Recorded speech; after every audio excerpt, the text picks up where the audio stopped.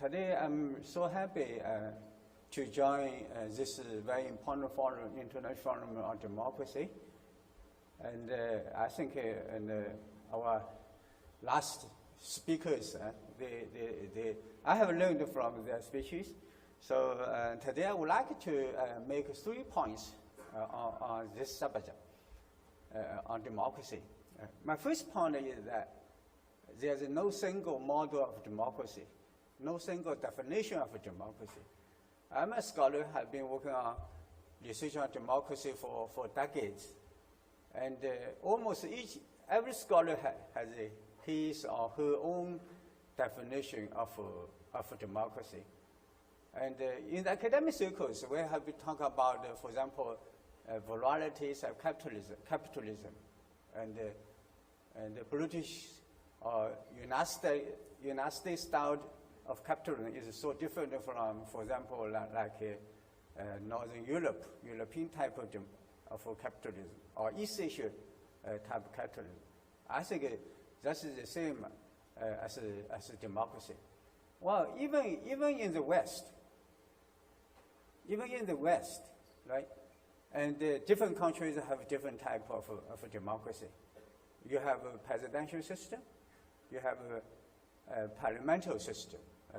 You have like a 2-party system like in the United States, and you have like 6 or even more parties in Germany. Or in Indonesia, we have even more than 100 political parties who are eligible for election, right? For election. So we have to. So since modern time, I think all modern democracies are based on their respective civilizations, culture, and national condition. So empirically speaking, and successful democracies are based on their own civilization and culture and the national condition. But the failed states or failed democracies are imported. Many years ago, I read a book authored by a French scholar. The book title I still remember is The Imported State. Because, since modern time, many Western countries export their state products like democracy, human rights, and to other countries.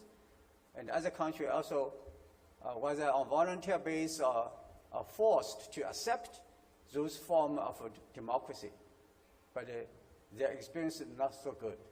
And many democracies have failed. So we have to take it into consideration. Right? My second point is that there is good democracies and bad democracies. So we have to be very cautious. If you want to develop, you need to develop good democracies while avoiding bad democracies. Are democracy good? My answer is not necessarily. And if you look around the world, and in many countries, poverty, even absolute poverty and democracy coexist for a long time, right? Long time. Particularly in Africa, even in our Asia, in Latin America, right? Well, the West always says democracy is good for development.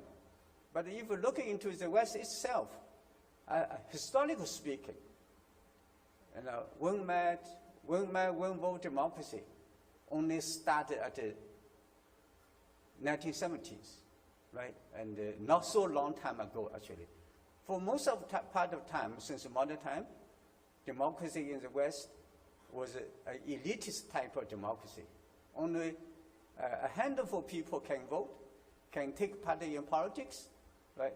Majority of people, women, minorities, were not eligible to take part in the political process. So that's it. I summarize the good path of development. You have developed your economy first, then you enjoy social rights like welfare, then you come into political rights. No country so far has realized so-called human rights, many types of human rights simultaneously, right? You have to realize your rights step by step. Economic rights first, then social, then political, right? In East Asia, we develop like a one-party dominate democracy, like Japan, like Singapore, right? Those democracies are very successful. And if you look at the statistic, and those economies, they, in a short period of time, they achieved rapid economic growth, become an advanced economy, a developed economy.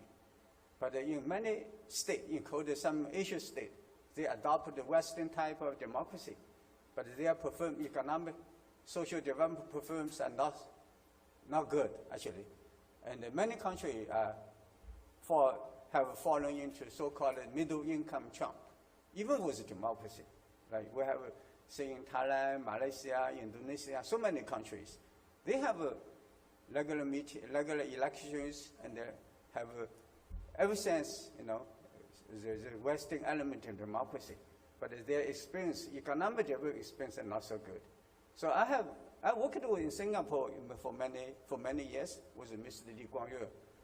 Mr. Lee Kuan Yew rarely talks about Western type of democracy. In fact, he's very critical about Western democracy. He always says, Singapore, we are meritocracy, not democracy. So I think we cannot generalize, the saying, right, all democracy is good. Actually, some type of democracy actually even is very bad. People, poverty, democracy cannot deliver. My last point and the third point is that China has found and developed the form of democracy which fits best its own civilization, culture, and the national conditions. And I remember my first major research article titled Democracy and Development, Are They Compatible? My answer is not, right, as I mentioned last time. So in the past 4 decades, since China's open door and the reform, right, worldwide, China is one of the most successful states, if not the, in achieving simultaneously 3 sustainabilities. First, China has achieved sustainable economic development. When I was a university student, right, at the Beijing University here, and China was so poor, that time China's per capita GDP was below, less than $300 US. But today, China's per capita GDP is $30,000 US, right, in such a short period of time. And at that time, when I read English literature, there was a term called middle class. I even did not understand what middle class means. I had to check a dictionary. But today, China has like 400 million middle class, right, in such a short period of time. Most importantly, like our last gentleman mentioned, Chinese government, China was able to help more than 800 million people out of absolute poverty.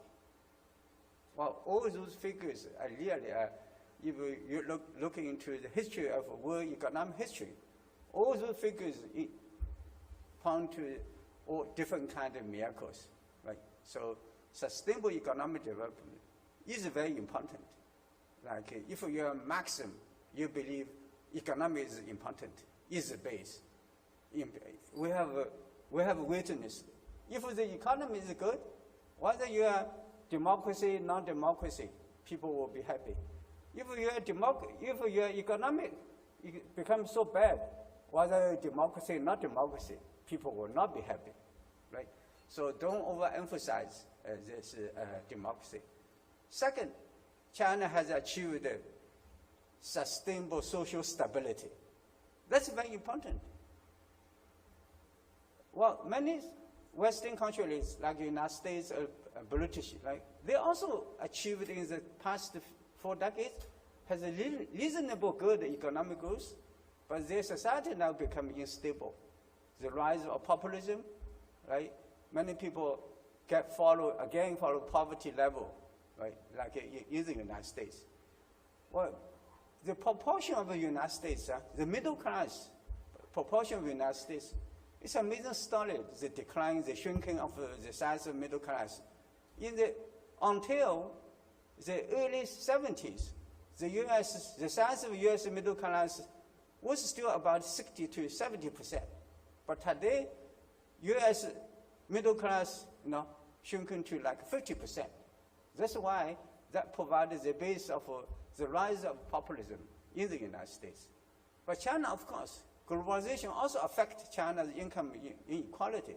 Inequality actually, and also is very, very, very serious. But nevertheless, the Chinese government is a government which is deliver its economic good to people, as I mentioned, more than 800 million people out of poverty, absolute poverty. That means China has achieved basic level of social justice, or basic level of social justice. That's very important. That's the base for the stability. Then the third, sustainability is very important.